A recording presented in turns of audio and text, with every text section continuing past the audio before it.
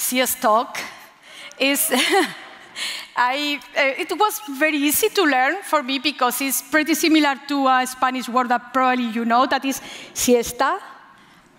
Yeah, please don't take the siesta during my talk. Okay, thank you for joining my session. Let's start speaking about me. I love singing. Last year, I joined a choir called Amadeus, and I really enjoy every time that we rehearse and we do any performance. I also love asking questions, and I usually say that I managed to get paid for it.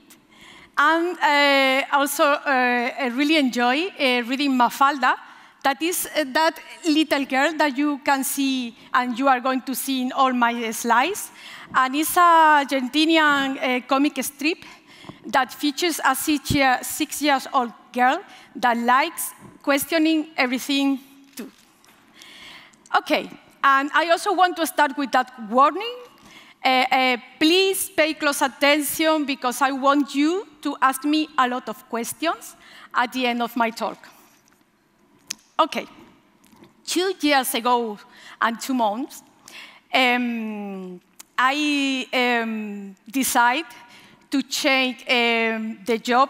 I decided to turn my professional career, leaving a position as a test manager in a Spanish consulting company, and started to work as a test engineer at Glofox. That is an Irish startup.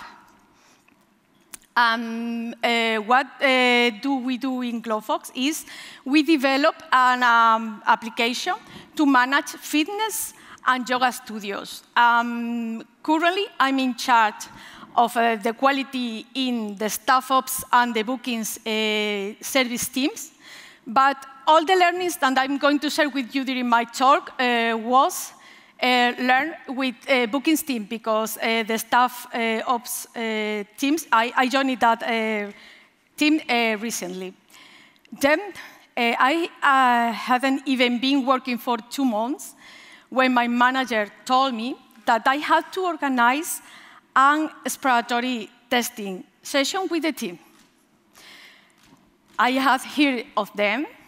I knew the theory perfectly, but I never organized any. Then I asked the people who was working at that time in the testing team at Glofox, and one of them saw me what she was doing. She was using an Excel sheet with all the flows predefined that have to be tested during the sessions. And I didn't like anything. Then I decided to ask for help to the community, and I got some replies that include interesting articles that I put in this slide just in case you want to have a look. I read them, and I got some kind of ideas, inspiration to create the template and the process that currently we are applying at Glofox about to do a team exploratory testing session. But what is a team exploratory testing session? It's a session which duration is 1 hour approximately. The first 10 minutes, I explain briefly the process that we are going to follow and put in context the people who is involved in the session. The following 35 minutes, we do exploratory testing all together. And finally, the last 15 minutes, we review all the findings that were found during the session. The team that participates in the sessions is a multidisciplinary team made up of developers, designers, product managers, people who work in the customer support team, and also, of course, testers. Why? Because the more different job roles attend, the richer the sessions will be. Okay, and what are the outputs of doing these sessions? First of all, we get feedback that what is working well in the software that we developed, what bugs are still there and we have to fix, and also identify improvements. And secondly, we learn all together about the new functionality that we are going to deploy. OK, I create, as I've said previously, a template using a dashboard. And in the first part of the dashboard, I put the context for the session that includes the link for the user story mapping, the links for the designs that the designer did, and also the link for the epic, that includes all the stories that are included in the slides that we are going to test. After that, I specify the characteristics that are in the scope of the session. But most important, I explain what is not in the scope and what are the known issues that we know that are there, but still we didn't have time to fix them. I also specify the environment, the studios that we are going to use, and the credentials that can be used for testing during the session. I ask to pay attention to security and accessibility characteristics, and finally include but with not too much detail, the scenarios that could be possible to test during the session. Why I not include too much detail? Because the more freedom you give to people who participate, the more you will get out of it, because you will allow them to apply their knowledge and explore the application better. And specify, too, the roles that can use this new software that we are developing, we have developed and we have to test, what supports can be used to test it during the session, mobile app or the dashboard or whatever. Ask them to prepare their own data to do the testing. Also ask to select one of these boxes that is going to be the space that they are going to use to put all the findings, all the scenarios, all the stuff that they get during the session. I include the link to the dashboard in the meeting request, and also ask the product manager and the team leader to review it, just in case I missed some information. OK, how do I run the session? At first, as I've told you, I explain the process briefly, and I draw attention to scenarios that are out of the scope and the known issues, because I don't know why people usually start to test in that part. And also ask them to select an individual box for notes. In the middle, the fun starts. Is the time when the interesting conversations happens, because people start to do exploratory testing, talk and do at the same time. And that is the dynamic in the meeting.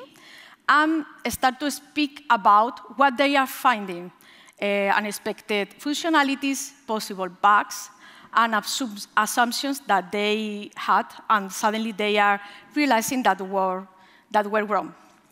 The great value for me of these sessions is that there are a multidisciplinary team all together, participating in the testing and seeing the slides at the same time.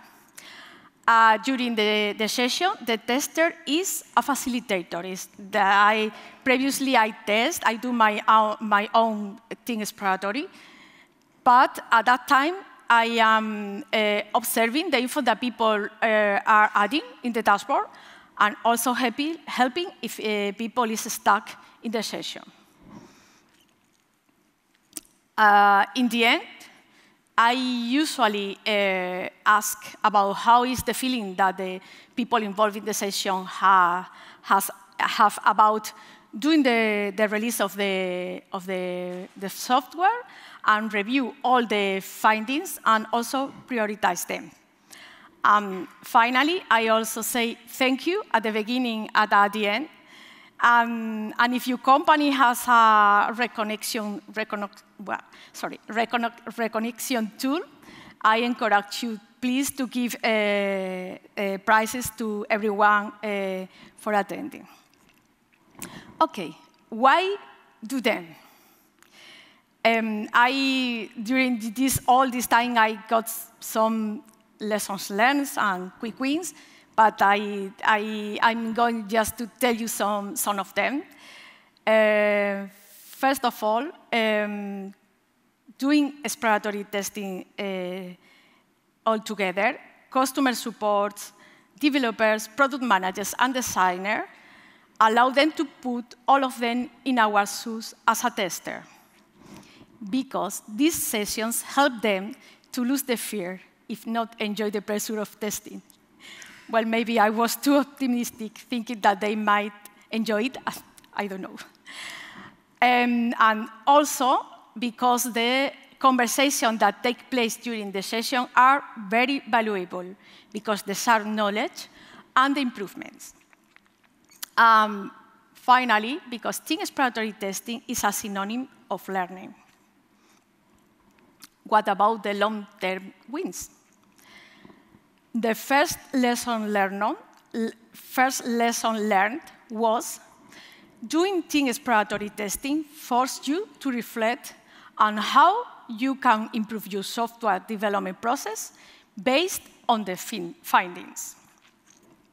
For example, I remember that we used to get big issues that block the delivery during the team exploratory testing sessions. But if we find them at that point, we are already too late. We should have found them sooner. Because for me, the main goal of team exploratory testing is not to find big issues that block the delivery. What was the solution that I proposed? Do 3 Amigo sessions to define the acceptance criteria. The second lesson learned was doing team exploratory testing help to shift the mentality of who owns quality within the team, shift left testing. Because the quality of the developments that we do is too important to entrust it to just one person, the tester. It's too risky. Or another example, as I've told you, I was during these last 2 years, I was working with a bookings team that they are 7 developers and 1 tester. And I remember in a retro that one developer said that the testing was a bottleneck. What a surprise. 7 developers working at the same time in different issues and just 1 tester to test it. Then, doing team exploratory testing helped them to learn how to test, helped them to get tester mindset, and also helped them to improve their critical thinking. And now they can test the issues developed by another colleagues without a problem, because they gain confidence doing team exploratory testing. And last but not least, do exploratory testing is a great opportunity to do team building. That, for me, is one of the most important goals of the sessions. I identify different session types that depend on the goal that you want to achieve. You can use organize one of them. That it's not necessary that you always apply the same one. I create this table to identify the different session types, taking into account the different characteristics. I rate them. The first synchronous exploratory testing session is the session that I've explained previously in the previous slides. For me, the test coverage is high, the team building is medium, and the fun is high. The second type is assembly testing. That is a session where one of the attendees, mainly a developer, share her screen and test everything that, that the people involved in the session ask him, her to test. For me, that session type has a test coverage medium, team building high, and also high fun. And the last type, testing pairing session, I didn't try it yet, but I plan to do it next time that I organize a team exploratory testing session. My plan is organized of the people involved in the session in pairs and assign scenarios to every team to test and try to do a kind of competition to see what team is able to get the bigger issue. Then the coverage, the test coverage for this session is, I presume that is high. The team building, I presume also that is high, and the fun, medium. Then, in summary, what I'm looking for, apart from team building, is that they enjoy testing and that they apply it in their day-to-day. And the takeaway that I would like that you get after my talk is that the team owns the quality. It's not only the responsibility of the tester. How to use a powerful tool to improve delivery quality that you can start using tomorrow. And finally, team exploratory testing is a time to learn and propose improvements before the delivery reaches the hand of the users, and not just to find bugs. And questions, remarks, stories?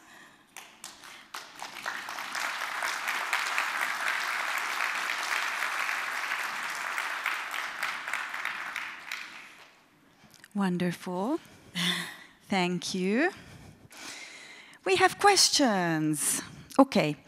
Does only one person do the exploratory test and you just observe, or everyone does some testing during the session? Yeah, everyone. Everyone who is involved in the session are doing exploratory testing at the same time and speaking about that they are finding during that time. It's a really great experience because all the people involved is testing, taking into account the knowledge and the experience that they have.